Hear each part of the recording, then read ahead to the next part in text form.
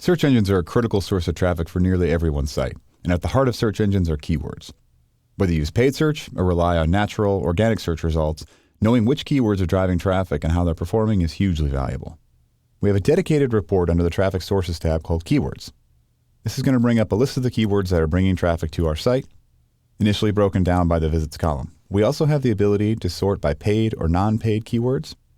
In this case, if I click on Paids, I'm only going to see the keywords down here that I'm bidding for via paid sources. Now keep in mind, this isn't just Google AdWords. This is any paid source I have where the medium is CPC or PPC is going to end up in this report. All of the other non-paid or organic keywords are going to end up here in the organic results under the non-paid link.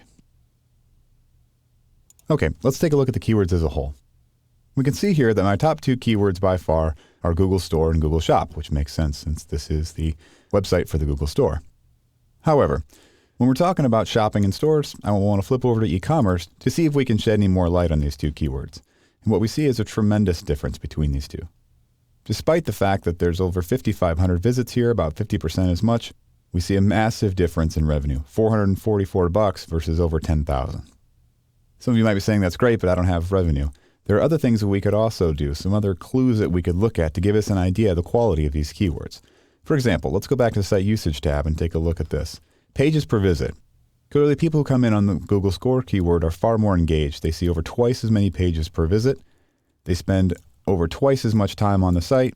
The bounce rate is considerably lower. And we can also see here that the Google Store keyword has a lower percentage of new visits. In other words, more people coming to the site on this keyword who are return visitors and therefore know what to expect and hopefully were motivated to come back to the store to buy some of my things. Additionally, if I flip over to my goal sets, I see the same kind of behavior here where my goal conversion rate is 72% on the Google Store, but only 23% on Google Shop.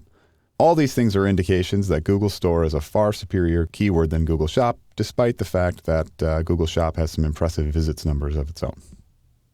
Let's look at some other metrics and see what kind of interesting things we can find. If we flip to the e-commerce tab and sort by average value, we can get an idea of which keywords are bringing in transactions or visits that are resulting in a high average value. In this case, Google Stickers is our number one keyword, Google Online Store, people coming to look for the online store, and interestingly enough, Google Store spelled wrong. Now, particularly when we're talking about pay-per-click advertising, bidding on misspellings of words can be a great strategy. You won't necessarily get the huge numbers of visits, but generally speaking, there aren't as many advertisers, you can get these words cheaper, and those who do come on are just as likely to buy as someone who came on a correct spelling.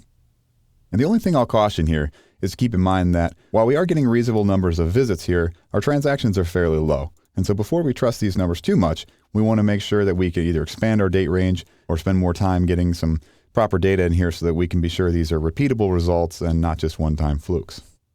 But let's say I'm the person on the Google Store who does handle the stickers, and I'm intrigued by these results. I'm thinking about doing some pay-per-click advertising, and I want to know a ballpark of how much I should bid. One important factor is how much I'll get back, and I can get an idea of that via my existing traffic.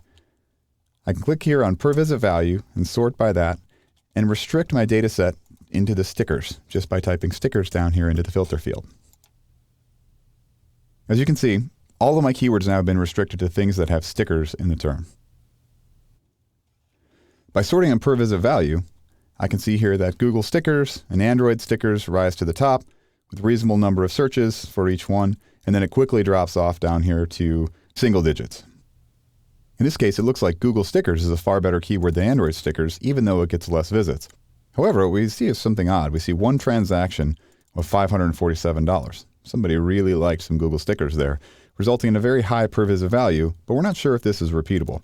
Let's say we go up and increase our date range to see if this number is something that's held up over time. What we see here is that Google Stickers has actually held up reasonably well and definitely brought in more value, but the per visit value has dropped down to be more in line with the other. Still higher, but not quite as severe. The point here, remember, we always want to keep things in context. We want to get as much data as we can before we make definite transactions. Even though our e-commerce tab will allow us to get very precise numbers on dollars and cents, we need to make sure that our sample size is large enough before we rely too greatly on these numbers. However, as far as getting us in the ballpark to get an idea of what kind of numbers we're talking about or give us some basic information about where to start, this can be a fantastic report. If we were to start bidding on these keywords and sending significant amounts of traffic here, we would quickly pile up enough information to make definite decisions one way or the other.